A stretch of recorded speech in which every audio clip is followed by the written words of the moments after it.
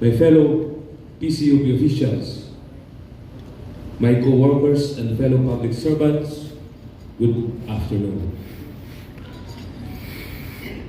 First of all, I would like to thank you for accommodating our request for your participation to this event.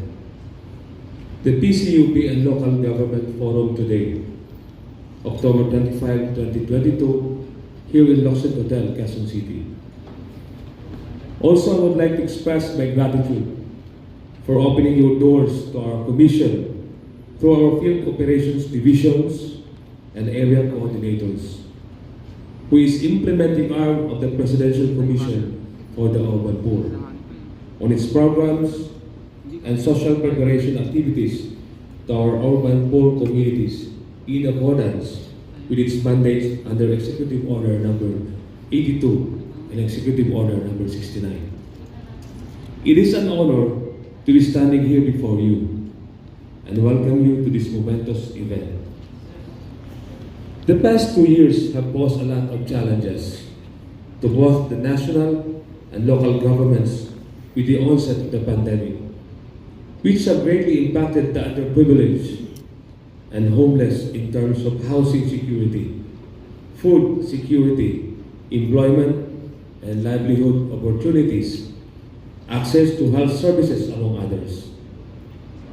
I have requested for this forum with you, Honorable Mayors, as I know that you share our vision for our underprivileged and homeless families to build a society where the poor are empowered, economically productive, and actively participating in the poverty reduction program and sustainable development of our country. Of course, it is also our way of meeting you and thank you personally for being allies of our urban poor.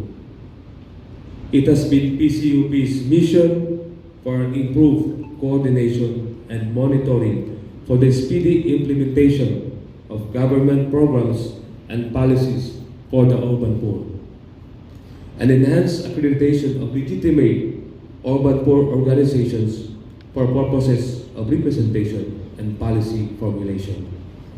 I hope that this forum will be the start of a better coordination among us.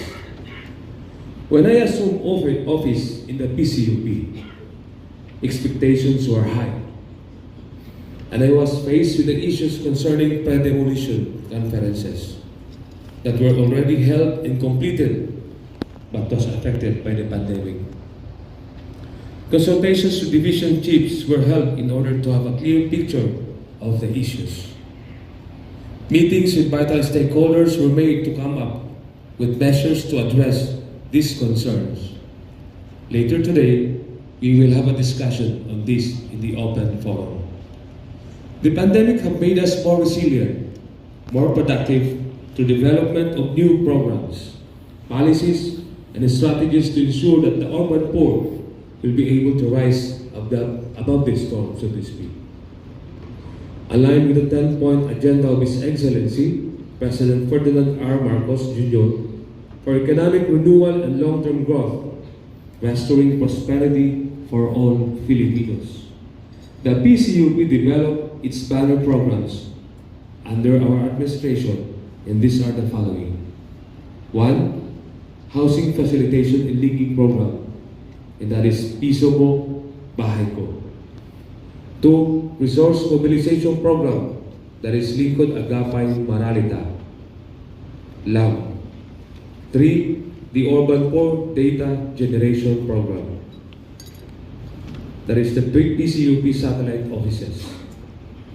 And last, Collaboration and Partnership Program with our slogan, Pangunahing Serbisyo na Kailangan, PCUP Ambassador ang Katuwang. Majority of these programs will entail the participation of the private sector, which is one of the 10-point agenda through a public-private partnership.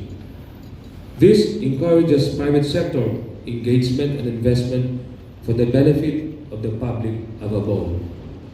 Our clients, the urban poor, are so unique as it encompasses almost all sectors. the labor sector, senior citizens, women's sector, children, and even the PWDs. What they share is that they fall within the purview of the definition of underprivileged and homeless, whose lives we should uplift through our respective poverty alleviation programs. One of the major landmark interventions for our urban poor is the institutionalization of the Bread Demolition Conference. Prior to the provision of police assistance, or the PCUP sits as the facilitator in these PDCs. In the course of this facilitation, we have encountered several concerns in its implementation and the compliance of the mandatory requirement of the Urban Development and Housing Act of 1992, the whut, in the conduct of demolition and eviction. These are the common issues in the conduct of PDC on court-ordered demolition and eviction. 1.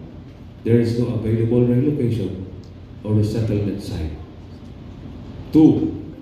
There is no appropriation for financial assistance amounting to prevailing minimum wage multiplied by 60 days, or the amount is not in accordance with the prescribed amount provided by the law.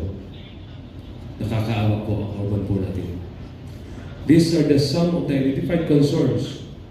Later in the course of our discussion in the open forum, there were other common issues we have encountered in our PDCs.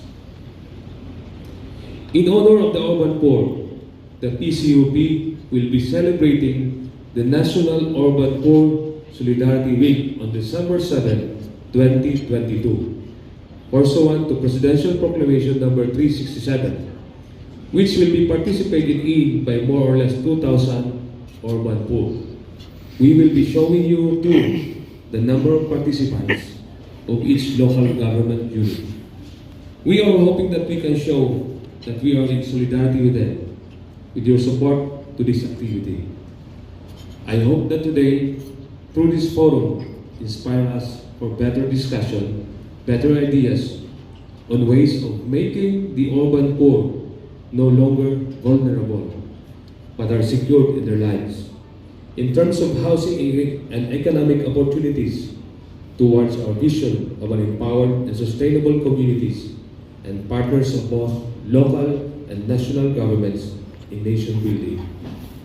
We cannot do it alone. Let us work together. Together we can do more.